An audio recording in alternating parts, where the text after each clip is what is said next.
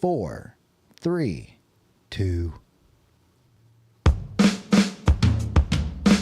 Oh, yeah. Coming to you from the Poorly Painted Studios in Cumming, Georgia.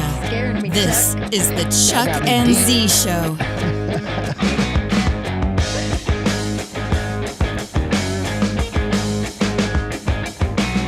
And now, here's Chuck and Z.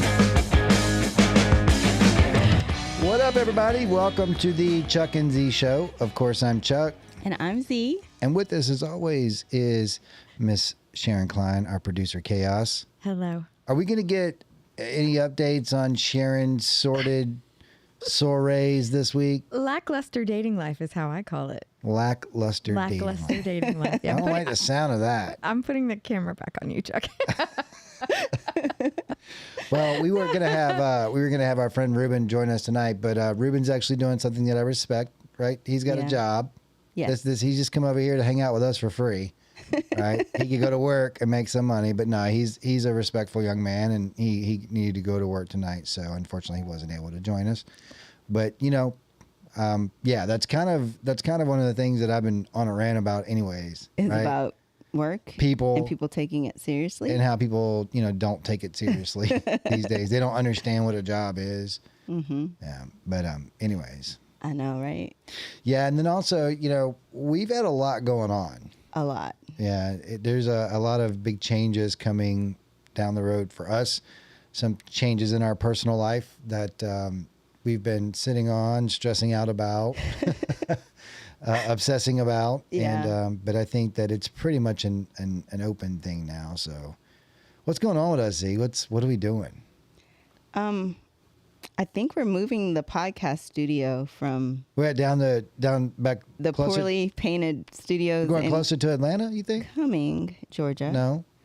And we're moving to the mountains in Georgia. No. I wish. The dream. Oh, you had to mention the mountains. I know. Oh, I'm gonna miss them so much. That's one thing I'm going to miss. They're But still going to be there. They'll still be Yeah. they'll be there. And, our friends and Moto family are going to still be here. But yeah, we're making a move down further southwest, and excited to go to the big state of Texas.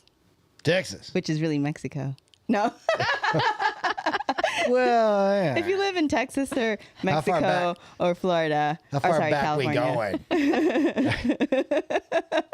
How far back we going? But yeah, no, heading to Texas. Yeah. So- And more to come on that. But yeah, we're actually making a move here soon within the next few months and getting ready for that, both personally and professionally. So I'm excited. It's just going to be a huge change. I've been in Georgia for 18 years. Yeah, we've been here quite a while. It's going to be interesting because this is the first time I lived outside of where I grew up.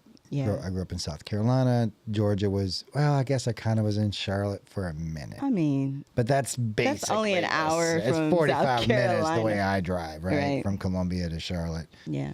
But yeah, coming to Atlanta, we've got a lot of friends here. A lot of people that we've got deep relationships with, and that's personally in the motorcycle community, outside of the motorcycle community, Right. professionally. I mean, I would say the best years of my career have been here in the Atlanta market. Oh. Got a lot of folks that I've worked with over the last, so many people, so many great recruiters and Yeah. branch 'Cause you've managers been and here salespeople. 10 years. Yeah, I've been here for 10 years now. Which is crazy to think. Does not 'Cause, feel like I it. mean, when I've been here 18 years and he's been here 10 years. And I took a small hiatus for a couple of years while I was traveling for work. So I didn't technically live in Georgia. I slept on the weekends in South Carolina. So, but when we moved here in 2014 together as a couple, because we dated, for 4 years before that, long distance. And then we got started in motorcycles shortly after that. And so it's crazy just to think about all of the things that we won't just have at our access, including the North Georgia mountains and then the Tennessee, the the Smoky Mountains and all, all of the great writing that's around here, because, across the country, of course, there's a lot of different terrain and great writing, but I mean, Texas is not mountainous. You don't have yeah, you go down towards Austin, you'll hit a few, but there's nothing like the mountains. Not only that, but you make a right out of the subdivision and you're on a twisty road. The back roads of Georgia. It's kind of like this push and pull, right? I remember when I first got to Atlanta, trying to drive in downtown Atlanta or even the outskirts, because downtown Atlanta is so jacked up that the outskirts of Atlanta kind of follow that. Anyone who tries to go on a grid, like you go from like a spaghetti. Like, I always joke around about like that. Like everybody, you look at people and they're talking about planning cities, right? Yeah. And they're like, what we should do? We should lay them out perpendicular and cross. And if you take like four New York lefts, City or whatever. right? Yeah. You take 4 lefts, you're right around the same. Or hey, let's do a pinwheel, right? You do a little circle and it radiates out from Like there, Paris. right? And then you got that, right? Nah, Atlanta, they're like, spaghetti. Peach tree this, peach tree that. Yeah. They're all different. A trunk full of wires. Did you see Peachtree Industrial Boulevard? Did you see that they changed the name? What is the name now? It's just Peachtree Boulevard. They took industrial out of Did it. they really? Yeah. Who decided that? That's Sounds so weird. too. Well, I I mean, don't like that. like how many Peachtree more Boulevard. Peachtree? Sounds like it pollutes. I think that's what it is. But I think it's because, there's so much tech coming into that side of the You the can't town. have industrial in your name. That stuff irritates me. It does. I'll give you an example.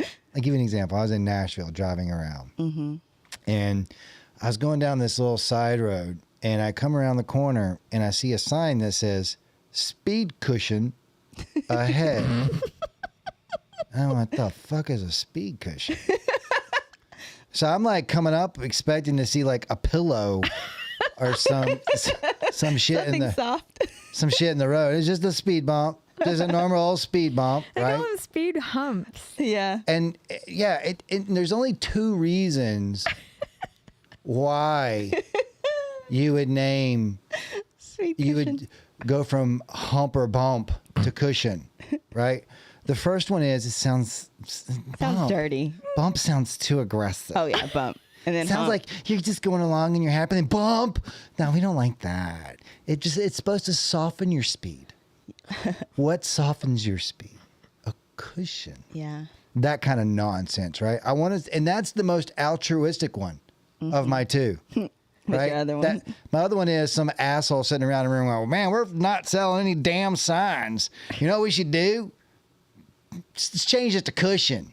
I bet we sell a fuckload of them if we change the bump to cushion. Yeah. Yeah, and then they go out and they have their marketing team go out to all the cities like, hey, look, we got the new line of signs. This one says cushion instead of I know. bump. And what's the deal with the different sizes? There are some speed bumps that I go over. It's like a mountain. It's like you literally have to put 4-wheel drive on and go boom, boom, boom. I know, and I have a low profile car, so I'm like, damn, like wrecking the bottom end Another of one's my car. Another one's it's like danger, danger, hump ahead. And you like go, whoa, and it's like you go over a piece of tissue and the rider's saying shit there. It's like I actually feel like an asshole when that happens. Like they got me with the sign. They slowed me down with the sign. Ugh. All right, so I live on a through road. It's Yeah. like a road that 2 big highway kind of roads. Here's my road. So people take it all the time. And someone in our neighborhood who's been there for 24 years put a letter in all of our mailboxes that are on this road. Our driveways face the road. And they are like, do you want to put speed humps to slow people down? And because there's a cemetery right next to my house actually, and the guy wrote, even the dead can't rest in peace, because I guess there was an accident where Oh my God, one of those guys. But I don't think that that's the right. It's Are you not. falling asleep? I hate those people. I haven't responded yet, but I thought it was No, fascinating. you should vote 0. You should respond with a GIF from The Office where Michael's just screaming no. no. I can't stand people that are like, not even the dead. We It made me laugh when I'm I gonna saw be that. so extra in explaining myself. Very dramatic. any neighborhood like subdivision that has speed humps in them, like I don't want to drive through your neighborhood. I'm not coming to see you. I'll come see you once, find out you got speed bumps in the neighborhood, and you're like, hey, you coming over to see the Super Bowl? Nope. No, not doing it. Bro. It's so annoying. Oh, that's all I needed to do so that you won't ever come visit me. Is put the just speed put bumps those in. up? I ain't coming over. That's the end of that. Now I know your secret. I cracked myself up. Screw your No, communists. but he has big Bumps. feelings. This man, Who? the guy that wrote this, and is like, please respond. Yeah, he's really super. He's doing nothing. Anyone who's got time to go that hyperbolic about It's called speed What? bumps. Hyperbolic? Dude, I'm using that word. I love that word. Say it again. Hyperbolic. Damn. new word. It's a good name for a band. Oh my gosh, truth. It is actually. Hyperbolic. Are Yeah. they a metal band? Let's describe. Hyperbolic. I'd say punk. Yeah, yeah. I'd say hyperbolic would be punk with a little bit of edge, a little Kurt Cobainish. Ooh. Yes. Yeah, a little grunge pop, Grunge, yeah. a little Nice. grunge pop rock. Yeah. Ooh, I want the shirt. Like they got a couple songs people like. They play on the radio. They're catchy.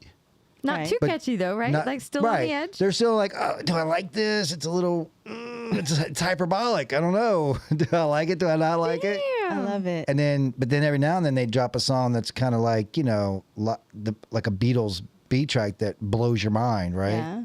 And then they start That's who getting hyperbolic is. they start getting a little more popular, and they don't like it even. No. then they are like, you know what? We sold out. Now let's change our name. Now we're cynical. The new name of the group is Cynical. Yeah. Love it. We need the Ichu Hollywood story of that whole band right Yeah, there. behind the scenes, behind the music. Yeah, it's behind the music. That's what it is. Oh. Yeah. Yeah. All right, Carl. Carl Winslow. Yeah. What is this? This is, what'd you say this was? This is, This is when I'm in the ladies' room and I'm talking about other girls like At the club. At the club. We're You at got the to do club. this. okay. So how's that go? All right. I want to hear, what does it sound like? What does it sound like in a lady's bathroom at the club? You go, ready? Z. You go. Hold on. Let me get some breath Oh, wait, because I want to keep doing this. Hold on. You go, Z. Oh my gosh. Did you see what she was wearing? No, my God. Do you think she's even wearing underwear? Probably not. Probably not. And she's dancing and grinding up on that guy. Like, oh my gosh. Oh my Like, God, it's so inappropriate. You know what? Your lipstick is so pretty. Can I borrow some? Yes. That's exactly what it's like. Oh, really? That's what y'all are like? You sound like Valley Girls. 100%. We only sound like this Oh my around God. other people. Did you see how he was grinding on that girl? I can't believe you did that. Welcome to our world at the club. That's how it is. That's what it's like in the bathroom. Yeah. That's exactly what it sounds like, though. That was really weird, though. Like to hear that sound like, oh, yeah, I know exactly. I feel the vibe. You It's hear all dark in there. yourself. Yes. Yeah. Just want you to know. And I've had a lot to drink. No, you have not. I'm about to get another shot. All right. So, what did you want? What was on your mind today? I wanted to talk a little bit about that. So you watched it, I did. and you worked on I did. this documentary. We did So- not know that till tonight. But I know, we right? just started. We watched this new documentary. It was recommended by our good friend Danny, right? Yeah. Yeah. So Danielle watched this documentary and she was like, "Oh my God." I was like in tears, crying, like so mad, so upset. You gotta watch this. So we immediately, like, same night, and it's 4 episodes long. Yeah. And so I don't know, an hour. Yeah, about an Each hour. episode? each. Yeah, it's about 4 hours. And so I'm killing 4 hours at 10 o'clock at night. So I didn't go to Can't bed till cut like it 2 off. o'clock. Because Gotta watch it's the just whole so thing, yeah. Yeah. interesting. The name of it's American Nightmare. American Nightmare. And it's on Netflix. Warning, we're going to talk a little bit about it. I don't think we're going to spoil all of it, but you're definitely going to know a lot about it going in if you continue Yes. to listen from this point on. Correct. All right. So it starts off with the boyfriend being interrogated by the cops who come and find out like what's going on. So basically the boyfriend is saying that his girlfriend was kidnapped, they were tied up, It's a crazy story. Lights flashing on Lights them. flashing on them. They call him by name. They know their person names. who comes in to which is crazy. kidnap this girlfriend knew the names of these people. Yeah. Well, knew the name of one of them. Because originally, apparently, the person he kidnapped was not his intended was not the one target. the target. Yeah. Oh, So he knows got you. That's right. the ex-fiance's name. He knows his name and basically makes him like take some, was it like a mix of NyQuil and some other sleep medication that Yes. basically drugs him up. And goes to the cops. The cops don't believe him. Like, I'm sitting here like, what the hell? Like, that's not a believable It's story. a crazy story. Somebody broke into your house, tied you Drugged up, you, drugged and kidnapped, you, and then called you. and then you didn't call the cops until 1 o'clock the next day. It's all crazy. And this happens at 2 a.m., 3 a.m. in the morning. But No one would do that. No. Right? now for me, for narrative purposes, the way they were setting this story up, I immediately thought he was telling the truth. Yeah. Just because they were revealing this so early, and so they were narratively they wanted you to kind of go, Yeah, right. right, yeah, right. This guy did it, so they were presenting him that way, so that As the suspect. kind of like a gotcha. Yeah. So yeah, they're saying he killed the girlfriend. Yeah. Yeah, they wanted you to not know until because part of this is entertainment, right? They want to keep you coming back, so they're gonna maybe Yeah. But we watch this other channel on YouTube Ewu? called Ewu. It's everything something. EWU. You can It's look it up, EWU, and it's basically police interrogations which I of like fucking love. crimes. Fascinating. So, yeah. So we just sit there and watch hours of interrogations. And the cool thing about it too is like they teach you how they're doing it. So they talk about Yeah. the techniques that they're using to what's the interrogate most popular one? I can't think of the it. read technique. The read, REED. Yeah. And basically it's this technique that this guy came up with to interrogate and, bring stuff out of the people, whether they're the suspect or witness or whatever the case is. So what's interesting about it is once the interrogation started, I immediately was like, I think I've watched so many at this point. Yes. That it's like I did not like the cop right away because I knew it was so weird. I knew what that cop was doing wrong Yeah. in the interrogation. Wow. Which gave me two thoughts. One is if this guy's guilty, this cop is fucking this up, Yeah. right? Because they won't be able to use this against him with the way this cop is being towards him. And then there was another, anyways. But it was, and then the other thought was, this cop is wrong. Yeah. Like, that was my second, like this.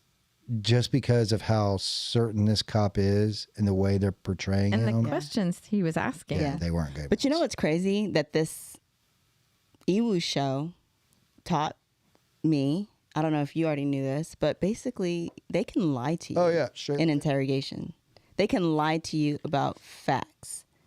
They can say that your friend has already said you did it. confessed, said you did. I mean, I knew that they had those tactics, but I didn't know that that was a known thing. Like they could do that and it's okay to do that. We have 9 of your friends who have already confessed that they helped you kill this person, and they all 9 are saying you're the one who pulled the trigger. You should just pull the trigger. It was so and so. you should just go and I don't confess. know. Yeah. Got it. But that's how they get. I mean, they literally they'll start introducing things like, well, maybe is there any period of time in your mind where you don't remember? Right. They'll start introducing doubt into your own Yeah. mind in order to convince you that you blacked out and did this crime. Yeah. I remember watching the Chris Watts interrogation and how they offered him an alternative to his killing his wife and children out of malice. They said, did Shanann do something to the kids and you felt like you needed to kill her to protect the kids? And man, he jumped right on that and was like, yes, she was hurting the kids. And then that's introduced the fact that she was, heck yeah, thank you. Introduced the fact that he was, that she was dead. That was like a fact that they needed, Yeah. and he killed her, but with good cause, Yeah. So it was a technique. They were trying to get a motive out of him. Thank you for the second shot. That's what I was saying yes to, by the way, for those of you who are listening and watching. Yes. In-show shot. This is becoming a thing. This is our second in-show shot. It's Very, very exciting. Thank you very much. But yes, Cheers. Cheers. cheers, Cheers. Cheers. my cheers. friends. My friend. Thank you. Nice, Chuck. But yeah, Yeah. So these techniques you're familiar with, and you're remembering those techniques as you're watching this Right. awful cop. yeah. And so what I noticed was that the guy, he just seemed very set on his story, and he was not, you couldn't dissuade him or whatever from, from So his. Yeah, no, he was very specific, and The boyfriend. yeah, and it did remind me of one specific interrogation that got me, that where I thought the guy was guilty. And that's one of the cool things about Ewu. And again, I love that channel because sometimes they'll tell you in advance. They'll do like a 3-minute documentary on this is what this person did. This is what we already know. He's not confessing. This is, the interrogation of trying to get this person to, and they'll take it through. So in advance this person did something. Interesting. Okay. And then it's just watching how they get that person. And the interesting thing about that is you get to watch how people try to fabricate and manipulate and change and try all kinds of different tactics. And then like even their body language, how they self-soothe when they're lying. And Wow. all kinds of stuff like that. So there was this one. His interrogation reminded me of one that when it started, I was like, this kid killed his girlfriend, and this is a ridiculous story, right? But halfway through it, I started to question myself because of how odd this kid was behaving. And then by the end of it, I was like, I cannot believe I was wrong. I'll do a brief one on it. So this kid's in his house, very similar actually. This kid's in his house. 2 people enter his house, shoot him and his girlfriend, drag her out, leave him there thinking he's dead.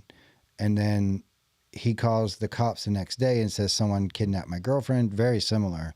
Cops come out and they don't believe him at all, right? And as he's explaining the story, he struck me as maybe being slow, right? Like maybe he was just slow. But he keeps telling them, like, they shot me in the face and they drug my girlfriend out. But he's saying this right now. He's clearly looks like he's beat up. Okay. But this is like right after they come in and attack him. So and they he doesn't bring have him right in. Yeah. To they the, bring not him to the right- hospital. No, but they And he's straight like- into the interrogation because of how odd it was. Because they thought he killed his girlfriend. Yeah. And he knew where she was. Yeah. So they keep this man in interrogation for 9 hours. like beat up. Like this guy has a black eye. He's like his He was face. shot? His And shots his face is shot in. So he keeps telling them throughout this 9-hour investigation, and they shot me, and they did this, and then he would say, I think, and then because he's so confused, they were tripping him up, and he couldn't answer the questions properly. And so finally, after I think it was the fifth cop in this guy's interrogation, this is not in this documentary. This is a totally different story. Just Got to be it. clear. Right. And this fifth cop comes in and he's talking to him, and he goes, he shot me in the face. He goes, son, if he shot you in the face, you wouldn't be talking to me. You'd be dead. And he's like, I don't know. He just shot me. And he goes, let me take a look at you, right? First cop to say, Let me take a look at you. Guy leans in and he goes, let me get medical in here. Calls medical. The guy had been shot dead in his damn face. Had a bullet lodged. 9 hours he sat there getting 9 brain hours damage. interrogated. Brain just He bleeding. was 100% telling the truth. But because he was so fucked up, he couldn't say it clearly. He just got shot in the face. Did anything happen to the police? No. But I mean, they always have some way to get off on it. Always. But also, there's a difference between this story that we're talking about, American Nightmare, where these are 2 well-to-do. They're just normal. These middle were class lower American income people in the these other story. people, and it's so crazy. The difference in treatment. You know what I mean? I do. Like on the different level, you're still a human. You still are owed like the same level of attention and making sure that you're okay. But because, innocent until proven guilty. correct. But And because you're not. Once the cop decides that this guy did it, Yeah, all that's bets going to are be off. that's going to be the narrative, and that's going to be what they're trying to accomplish. Kind of like American Nightmare, right? They Right, decided right. that this kid he did it. or this guy, kidnapped his girlfriend, and it's this whole big hoax. That's what they decided, and they were deciding to pin it on him, and so they were trying every way to get there, and. The thing was, when he was being interrogated, he was okay. I don't know if you ever make up a story, but if you do, it requires a tremendous amount of creativity to come up with the Yeah. details that That's why he I say had. I'm probably Yeah. too honest because I'm too dumb to remember what I lied about.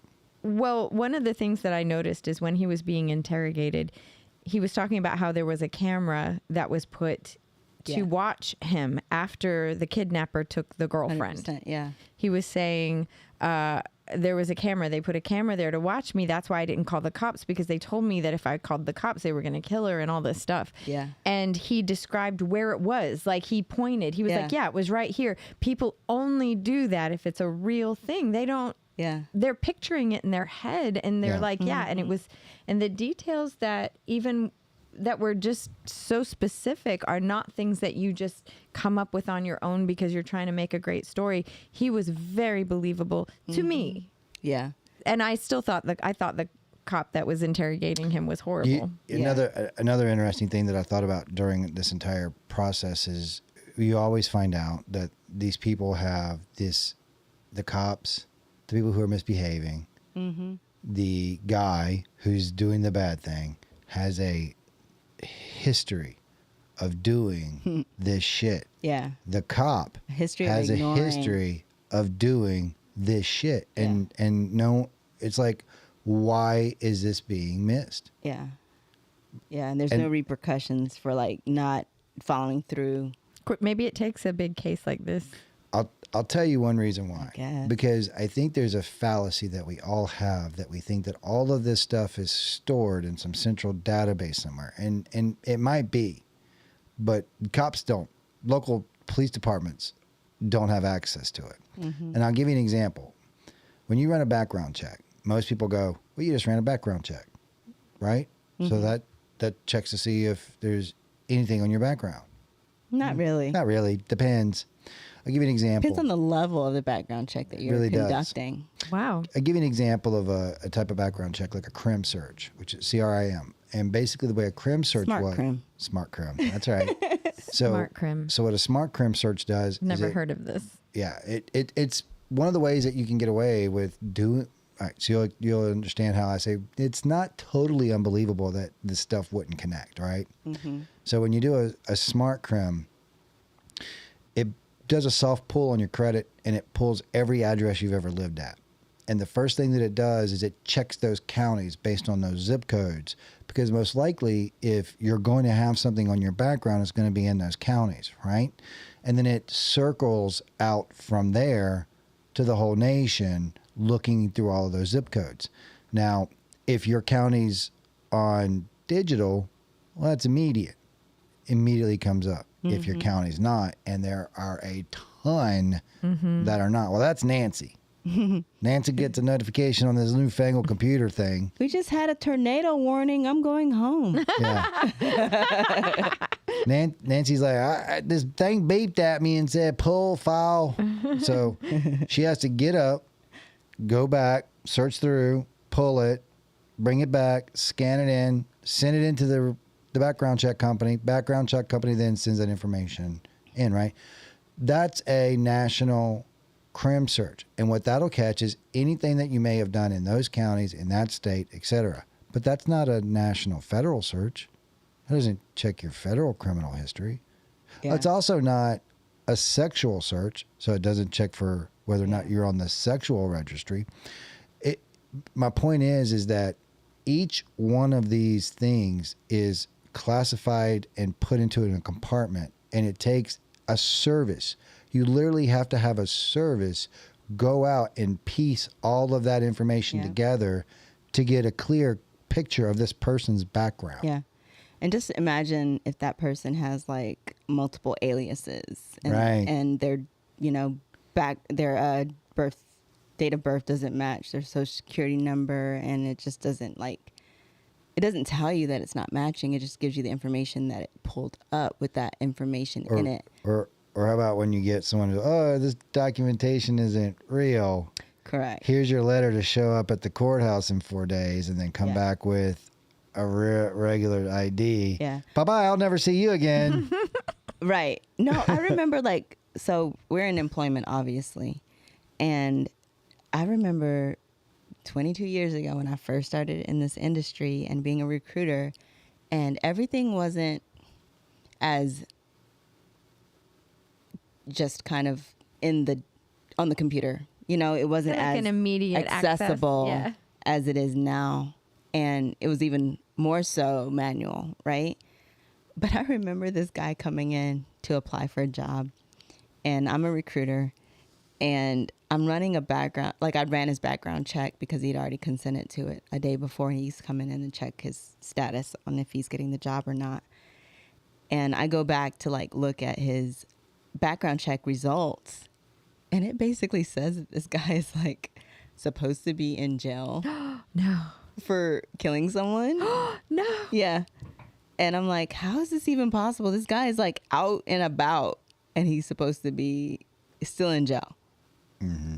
So I'm like, either the database is inaccurate, or we have some trouble going on. I had to play it off. I had to say, you know what, your background check has not come back yet, but we'll call you as soon as it comes back and let you know when you're gonna. You deliver you deliver that information over the Right. phone. Right. You don't. Hey, bro, you supposed to be in jail for murder? Right. What are you doing? Get out of my office. That's not how you handle that. You're like, your background check has not come back as of yet. We'll give you a call later today. Hi, Unfortunately, you have not been selected. You didn't meet the qualifications. But how about when it gets it wrong? And so I had another case. This was probably 15 years ago, when we have a guy working, and this was an account where we could have people start without their background checks being completely clear. Pending.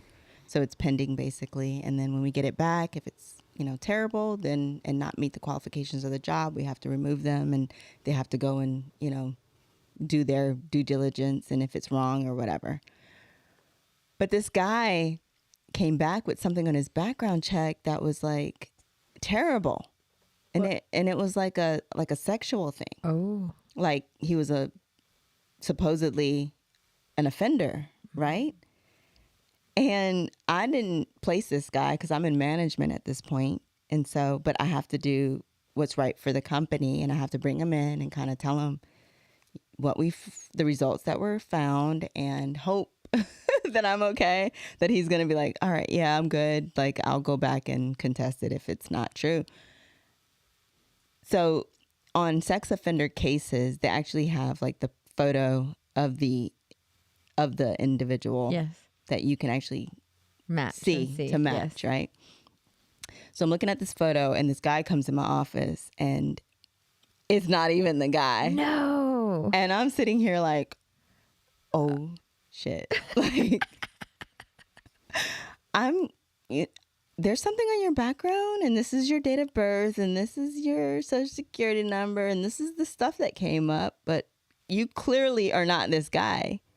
So he had to go back and get Contest. it. Yeah. The whole process. And it's a whole process, but it's so crazy being in employment and, dealing with this on a day-to-day basis and hoping that the database is correct. And 95%, no, I would say probably 70% it's right. And then the other There's 30%. 30%'s a crapshoot. It's, Whether it catches it or not. yeah.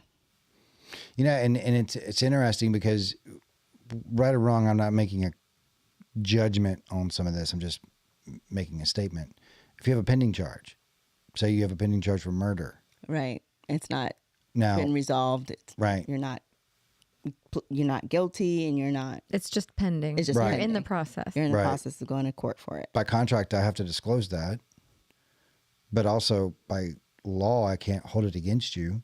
Right. but every single client will. Every single one of our clients will absolutely say, mm-mm. Well, it's a risk. It is a risk. It is. Yeah. But you're innocent until proven guilty, supposedly, in this country. Yeah. It's Okay, so well good. that applies to American Nightmare, and that I know. and Yeah. that this guy was the boyfriend was considered completely guilty, treated as if he were a criminal, and he even says in the documentary when he finally decided to just call the police because he felt like, what am I going to do? He's like, I trusted trusted the them. police. Yeah. Yeah, I went to them thinking they were going to help me, Right. and they just looked at me as A criminal a criminal. Yeah. Meanwhile, my girlfriend, is out there. But that's so when we started watching that show and when we like I'm talk I do a terrible job of not letting the story just kind of play out. she can't. What do you mean? Like the two of you are watching Oh and my what God. happened? And I'm like, oh my gosh. So why do you think that this is going on?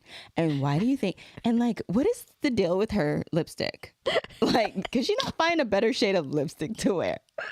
And he's just like, damn it, Z. I'm just trying to watch the show. I know as much as you do right now. But what you don't understand about Chuck is that he's a freaking detective on his own. And especially when it comes to film and putting things together, he's really good at that. So he'll figure it out Before pretty quickly. And I'm still here like, oh, you got me. Like, I don't know what's going on. And Chuck's like, I already know what's going on. So that's, therefore, he told me his secret power. And therefore, like, I have to Patterns. use it. Pattern recognition. It's I have not to that use hard it. see. So when I'm watching when we're watching the show, I was like, so I understand that they have to like treat those that are closest to you as, you know, guilty or whatever, because Well, the it's the statistics 80-20. are. It's the 80-20 rule, right? It is. It's the 80-20 rule. It's the 80-20 rule. It's 80% of them are someone you 80% know, of the 20%. time, Yeah. it's someone that you know. 20% of the time, it's not. So go with the highest percentage and then work your way from there. got it.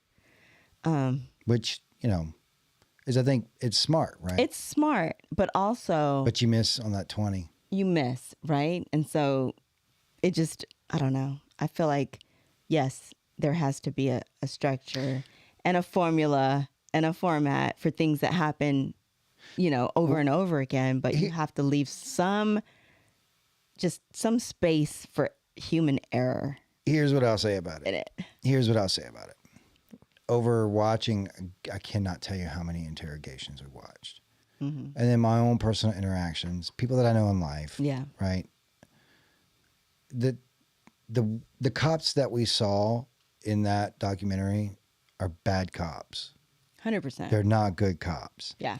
I'll give you another example of it. I saw a traffic stop the other day where this cop, who you can tell is a bubba, right? Just has a fucking chip on his shoulder. This is in and Paulding County, by the way. Paulding County. Yeah. And this guy is being stopped because he matches a description. And when I tell you it goes within from 15 seconds of him stopping this person to him body slamming this guy on his head on the concrete, when the guy literally what's going on? Why are you stopped? What's happening?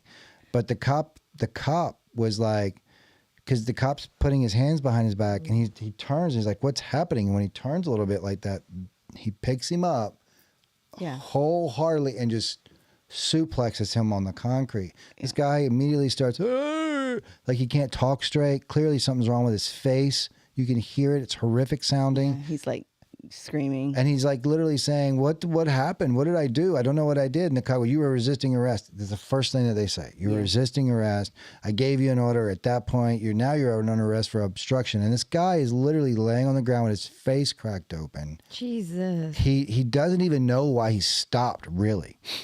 You can tell from the way he's talking, he doesn't know why he stopped. Yeah. So there are bad cops. There are also amazing cops out there.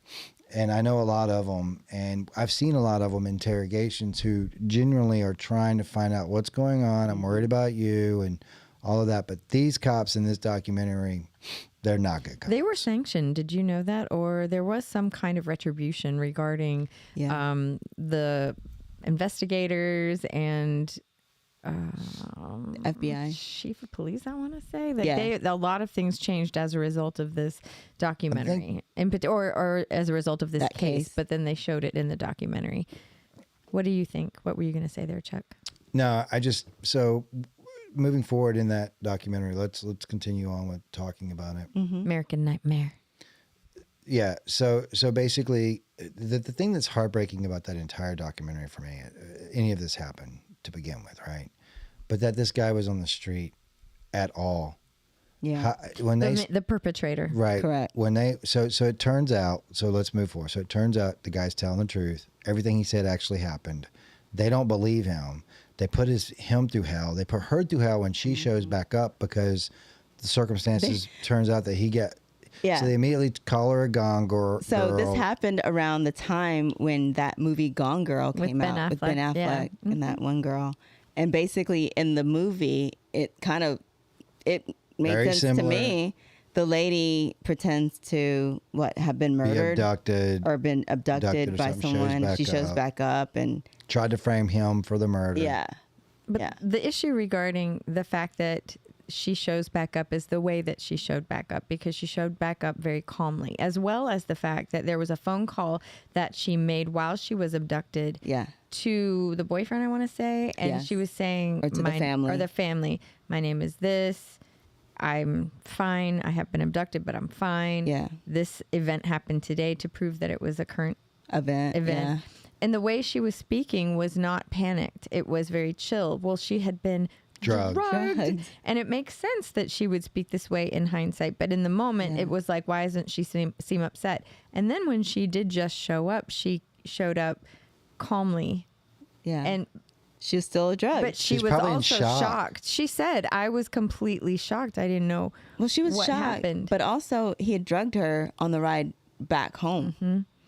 Right. So. Right. And I don't know if you felt the same way I did, but in watching her recount what happened, the tears that she was shedding did not stop at all. And the things that she was saying were so specific and was so 100% believable. I cried too. Yeah.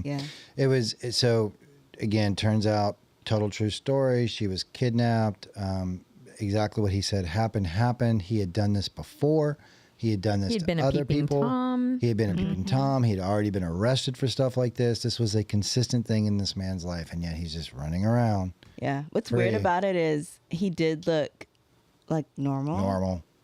He was a lawyer. But when you look at him, really, he looks very creepy. It's kind of like what we were talking about earlier. He kind of looked like Superman. Yeah, he had like the dark. He was kind of nice in a creepy way. He's nice looking when you look at him now. You're just knowing what he's capable of. But yeah. It's kind of like what we were. Those are the folks that I always wonder about, because we mentioned this before the podcast. We were talking about, do you have an inner monologue? Right. It's a good question, and it's a very good question, because I don't think everyone does, and I think that there's actually some statistics that a large portion of the population does not have an inner monologue. And on top of that, everyone's inner monologue is just a little bit different. And that's why I was curious as to, is that really what intelligence is understanding your inner monologue and how you process information? Because, like, for instance, a guy like that might have an inner monologue, but his inner monologue is telling him that he needs to do this thing. He can justify it. It's pushing him in a certain direction. Yeah. It's giving him fuel for that. Whereas my inner monologue, we've all had it. It's a famous Bill Burr bit where he's talking about, you're driving down the road and right here, just a normal guy. And then you see a group on the corner and, just a little bit to the right. And, it's a horrific crime. 12 people were killed when a guy plowed his car. Everybody has that thought, right? My inner monologue goes, no. Right? My inner monologue, like I'll be on a tall building and my inner monologue, it'd be crazy to jump off this thing. My other monologue goes, hey, What? Are you talking about intrusive thoughts? Yeah. But my point is I think some people don't have the same type of inner monologue. Their inner monologue is kind of emboldening their moment to moment actions. I think that's me. I think that means I'm not very intelligent. I really Stop do. it Really? right now. I really do. I don't think that I have at all an inner monologue of, is this person maybe I do, and it's completely unconscious, and I'm not really thinking I think about you what do. I'm You thinking. got to. I think you do. The things that we Guys talk have a lot of faith in me. No, the things that we talk about, how we'll, again, we're not going to call you out on anything, but when we talk God. about like some of this personal stuff that you share with us Yeah. and the way that you talk about, there's no way you get there without having some type of inner process Yeah. for that Okay. information. What Yeah. I'm talking about are the people that I always describe it as the people that don't, they look at you, but they don't really See you. look at there's you. The zombie like people. There's those folks that I always feel like they're looking just a little bit above my eyes, right? That's always the way I describe it. Is They're when not looking in your eyes. like when you're talking to them, they're just looking a little. You can tell that like they want to be. They want eye contact. They want to appear they're looking you in the eye, but they don't know how to do it. What is So it that's with his. that? That's his. That's a tell. That's his barometer for like if you're crazy or not. It's one of them. I'll come across someone every now and then, and I just and then I'll tell You'll get Z, this shudder. Like I'm like, dang, she seemed normal to me. I'll tell He's Z, like, nope. I don't want to be She around crazy. that person. She cray cray. And then what? Like a year later, you're like, "Hey Chuck, guess what this girl Guess did?" what happened? And you're like, no shit. Do you hate being right? I root against myself constantly. Constantly. You wish you were wrong. Constantly. Yeah. It's so much easier to be wrong. Yeah. Like, I think we were talking about this earlier about just like being loyal to a fault, Yes. right? And like how that can Yes. totally make you culpable in a lot of things, right? And like leave you very vulnerable to a lot of situations because you're Right. trusting these people on their word and because of who you know them as a people. So this new documentary that we're watching, The Vow. The Vow, I haven't watched this yet. I'm and it's excited to about watch like it. interpersonal relationships, work life, and like how these people got kind of entangled in this cult like Work environment. work environment. No. Yeah. And so we haven't finished it yet, so I can't go into that. But when you think about cults, right, and you think about people that have that dominant type of personality that can persuade you and like get you like going because everything that they're saying, just kind of like that documentary that we told you about, like Love Is All or something like that, with the lady with the father God, the mother God that we talked about last Love episode. one. Love is one. Love is one, or something like that. It's the same thing. It's just they take what they know to be factual, right? Known things about humans in general and their behaviors. And it's kind of like your Joel Osteen, you know, They know what to say. they know what to say to get you to think and to get you to think that, okay, all of these things that they said were right. Maybe 5% of what they're saying is kind of loony, but the rest of what they said makes sense. so you can hang your hat on So that. I can hang my hat on It's- it and I'm going to go along with it because they're smart.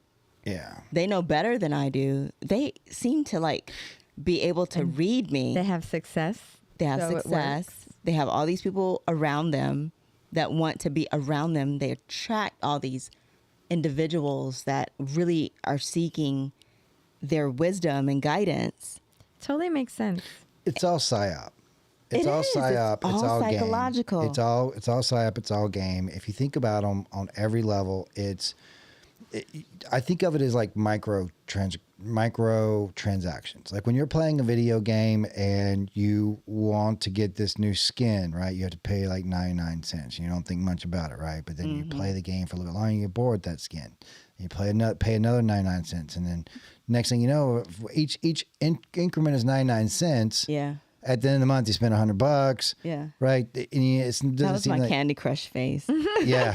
It's basically the same thing. So when we talked about this earlier, like how do you get people to do horrific things? How do you get people to completely go against their own logic, right? Logic. And the is way what that it is. and the way that you do it, and again, these are just my thoughts, my observations, the patterns that you see in this stuff is that you do it by small increments, right? You do little small things that are a little weird, but it's just a little, this is a little weird, right?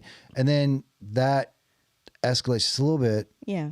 But they can explain it to make it seem not as weird. It doesn't. It's just, right? It's just this thing. It's just this thing that we do. It's not a big deal. So in this one, it's very similar to like in martial arts. Like as you progress, you get a benefit, right? Oh, I learned this new thing. Now I get a belt. I get a brown belt that is an indicator of my progression in this martial art. So it's a reward you get for doing certain things. In that particular setting, it's not necessarily evil. You're literally progressing on some level. Yeah. So there's an outward showing. Here's an award for you doing well. Yeah. Right.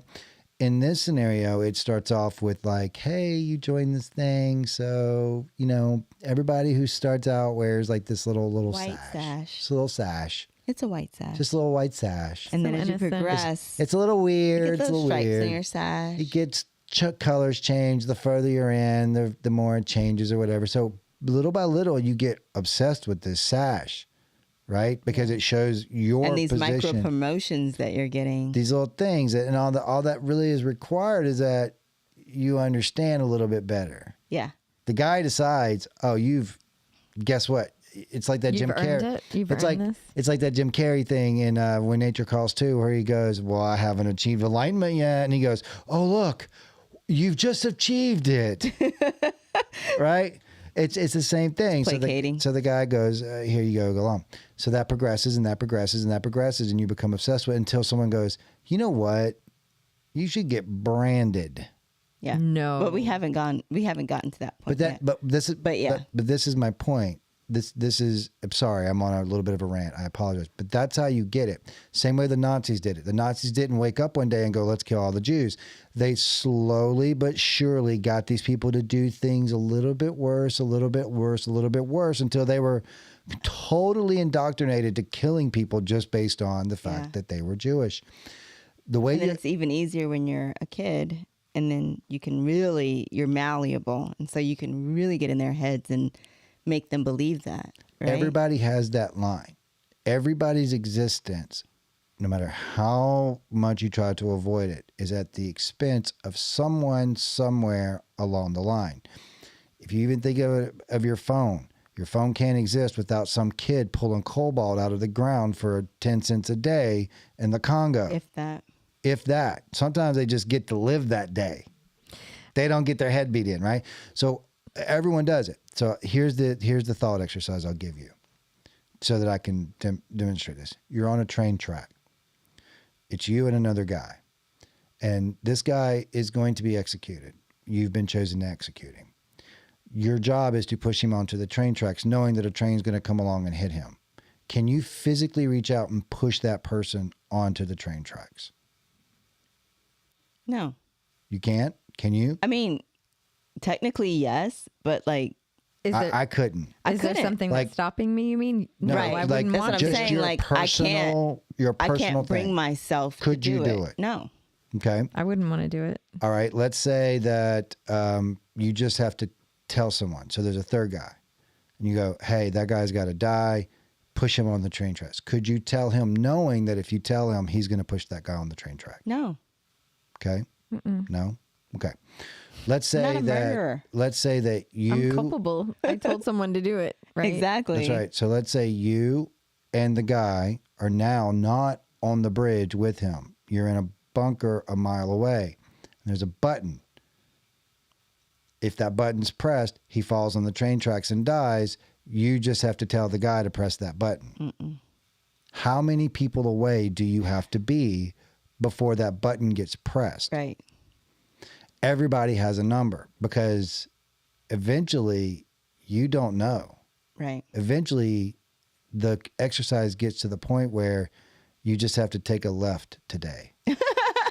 Damn. That's it. That sucks. That's the point. The point is that It gets so right. So now far away. cults take that concept and they put it in a little ball. Yeah. Right. And they put these people through that exact same. What do they call it? A high. Moving you along the track just a little bit. What did they until call the next thing you know, you're having sex with the guy who runs the cult and he's got his initials tattooed on your ass. What was it, Chuck? The high something group? The high group control, high control group. High control group. That's what they call it. So that's what they call, in I guess these cults. It's like in a high control group, this is what happens. Blah blah blah. I think and this is all CIA psyop shit. They taught Manson how to do it. They taught all these different cult leaders how to do it. It's all psyop stuff. And if you think about it on a grand scale, it's kind of how most things run. I have a question for you. When you were talking about the sash and like the markings on the sash, it was an outward indicator of someone's progression. It reminds me of the military, you know, the different ways that we have to identify who's higher Sergeant, ranking, who's colonel, all that. Yeah. But also, like, I don't know how much you've delved into like the Scientology. Same stuff, right? Same stuff. And it's all self-help stuff that they're putting out. So it makes you feel good and it makes you feel like you're doing something for the world and for yourself and to improve upon all of the aspects of you. There's a couple of features that are always existing in these things, and it depends on how they do it. Scientology, it's their audits. You ever heard, you know in Scientology what an audit is? So every now and then in Scientology, you have to go in and you have to read out everything about your life and everything you've done, all the bad stuff, to your, I don't know what they call them. It's like they're your mentor or your person who's your spokesperson. That's called an audit. And so you go in there and you read all that information to them, and they write that down and put it in your book. But not only that, like the people around you will are tell on auditing you. you. So if you do something wrong, they can go and say, "Hey, listen, I have to report in my audit that yesterday, Brother Chuck said the F word." Right. Yeah. So it's this process of right. Everybody has these people control this information. They have information on in you. this particular group. And it's it's the exact same way. The reason why I say it's all psyops, it's the exact same way Epstein Island works. Yeah, it's all so they have collateral. They have something to hold over your head. It's blackmail. In order for you to be in this secret group. Yeah. Now, it has to be something that you just would never want anyone to know. And then eventually that makes you sick to your stomach, that something that nobody knows. And then eventually it gets to be where, well, I mean, I trust this person. This person is my friend. We've been together forever. She's asking me for this. She's not going to use this against me. And then eventually it becomes, I need a nude photo. Then it becomes, I need you to show me this part of your body. I need this. Where's all this go? Oh, and I need you to recruit other people into the group. And then you need to tell the people doing it underneath you to do the same thing. And you need to keep their collateral. And it just, my point is it's exactly how psyops work. And it's what's always stunning to me. I would hope, and I would say I have one really good example of in my life, which is religion. That once I spot the bullshit, I'm out. Yeah, because I always watch these things and go, they asked you to do what? What is this place? I know. What are we doing? It's crazy because I'm like a normal human, and Chuck's like this different type of human that I'm very generous in what I expect from you as a human to like tell me and show me, right? And I'll let you show me whatever you want to show me until you show me something that I don't agree with, and then I'm like, okay, we're done as a human in our relationship. And I'm very, very I'm generous that way. But when I talk to my husband, I'm like, hey, Chuck, like this and this and this, he's like, what?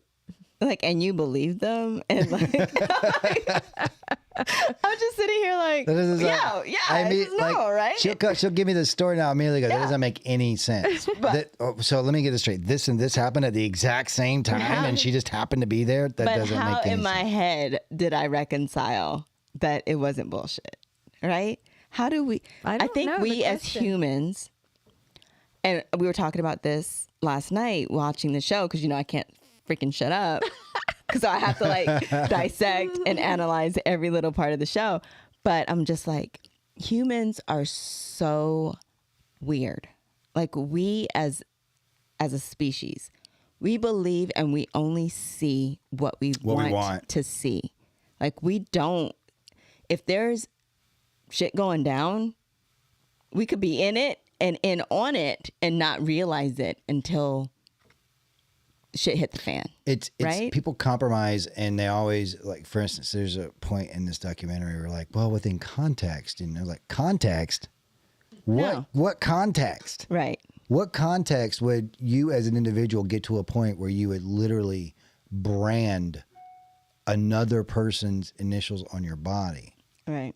Or anything on your body that, right? Like, I don't know how you get there. Yeah, and then we're justifying it as if, hey, it's girlfriend time and all this stuff, and my husband will never find out.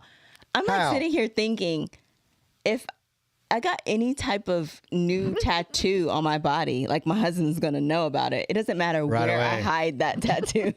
right away. I could hide it anywhere, and he's gonna freaking know that immediately something's going on. But that's because he's a different type of human. He's not your normal species. He says you say you look for patterns. Yeah, I do. I just look for, like, it's because I saw it in me, right? Like, that's how once you kind of see, it's like the Book of Five Rings, Musashi. Once you see the pattern of success, you can see it in all things. Once I saw, like, my own pattern of behavior that was repeating the same thing over and over and over again, I started analyzing it in everything I do, and I look at it. I look for it in other people. Yeah, I find it's just like with motorcycle wrecks. People are, how do you watch those? Because 95% of the time, someone's doing something that shouldn't be doing, right? And you're learning from that by watching it. And so I personally know that 95% of the time, when I'm in stress, when I'm in strife, when something is not going well, it's usually my fault. I have to go, what am I doing to put this out there? And I think most people, and I didn't always, this is not me being holier than thou. I did not always see it this way, but I think most people don't see things like that. Most people want to look for justification for their actions versus why was I wrong? That's true. They look at that and they don't want to see the error in their ways. Like, it's pride. It is pride. And it's that ego I think they were talking about last week. Like, it's bigger than who we are. And I think that once you master what that ego is within yourself, then you can take a step back and not really and take yourself outside of the moment and see the situation for what it is rather than for, like, what you wanted it to be, right? Because we all want to have things go perfectly and have things go your way and give people the benefit of the doubt in their actions. But once you, like, separate yourself from the situation and really take a look at it and look at it for what it is and the logic, it's completely different. And you can see, like, oh my gosh, I cannot believe I was following along this pattern. You feel stupid. And I think that we as humans don't want to admit that, like... Okay, this is so funny because it reminds me of when we did a ride together. We were going to Destin and we had stopped at the gas station and I pulled in next to a bunch of trash that was on the ground. Oh. And I don't like dropping my bike. It's embarrassing. It's embarrassing, and I think I should have, like, known. I should have seen. I should be strong enough to stop at something. I judge myself harshly for it. Yeah. I don't like dropping the bike. I actually sometimes cry because I'm just so mad. Anyhow, there's Chuck. Yeah. To the rescue. He picks up my bike, But what I did was I really wasn't looking where I was going as I was pushing back so we could leave, and I slipped on the trash. And I wanted to blame it was the like trash. a banana peel and all that like kind a bunch of stuff. And Chuck was just like, you were so calm. Within 10 seconds, the bike was up and we were running. And normally I have to have a moment.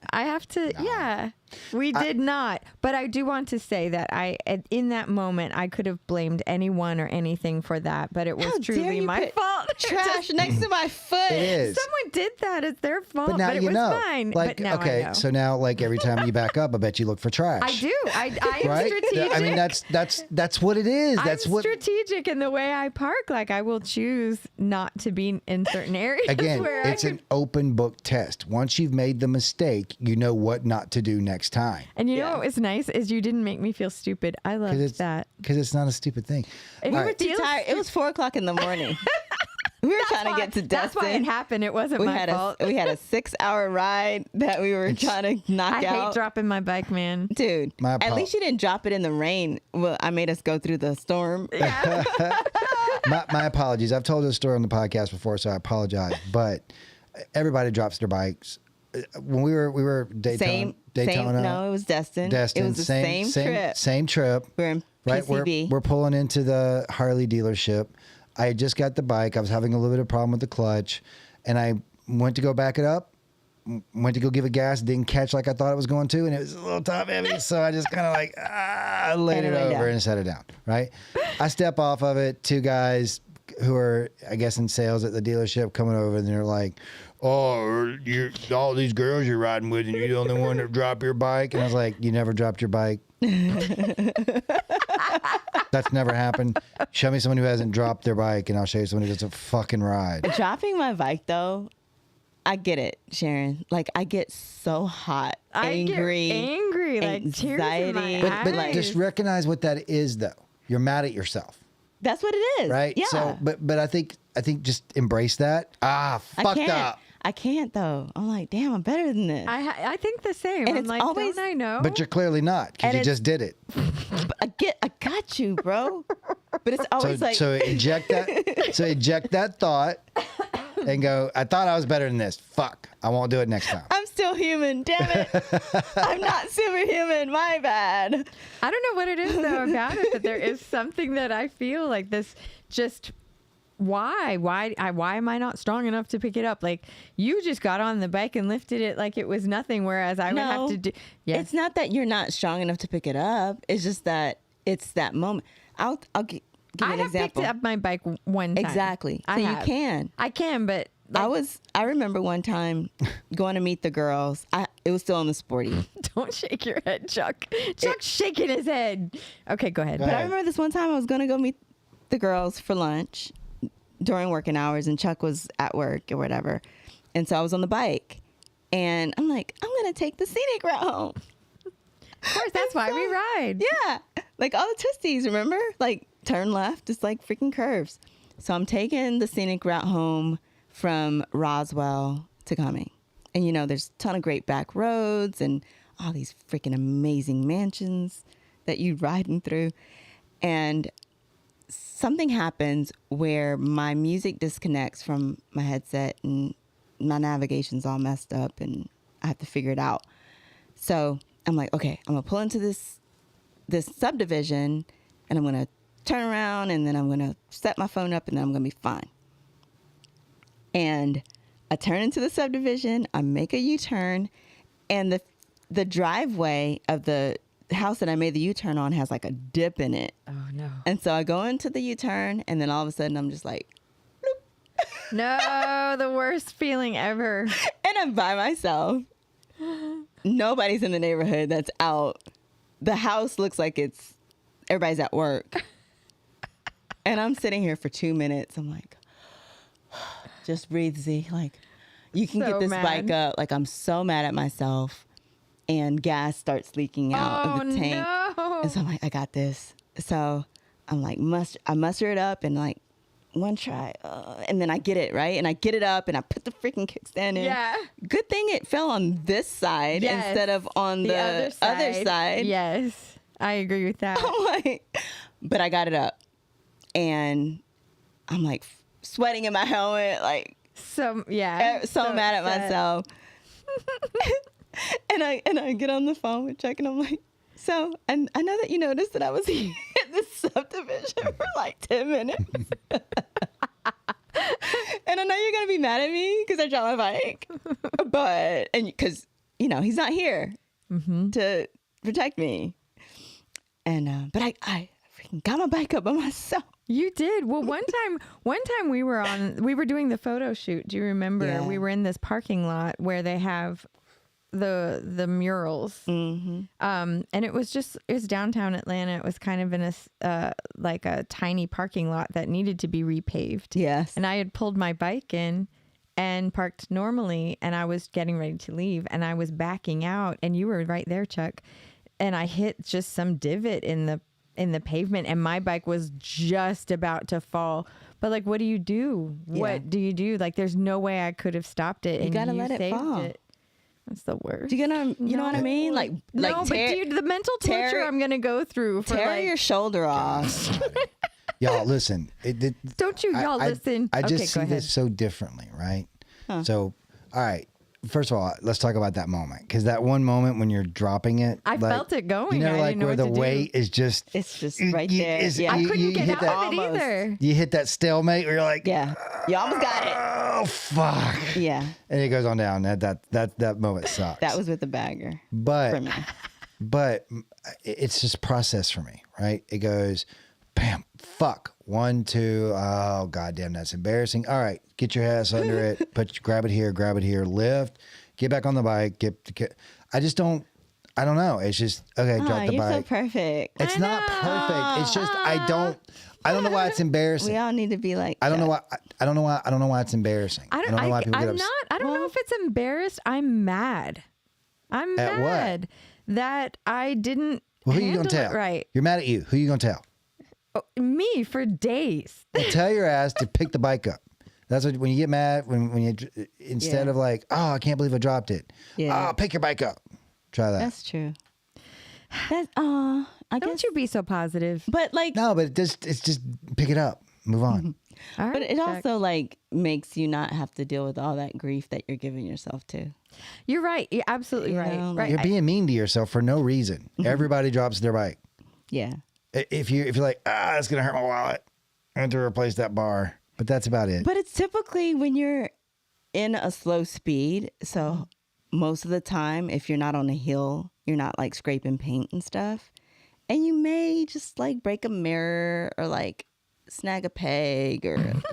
Worst thing is I won't You get know. shit for it. If I'm around people and they see me do it, the guys like, oh, Chuck dropped his bike today. That's the worst thing that's gonna happen. Yeah. Yeah. All right, Yeah. Chuck. You're nice and positive. I know. Is that positive?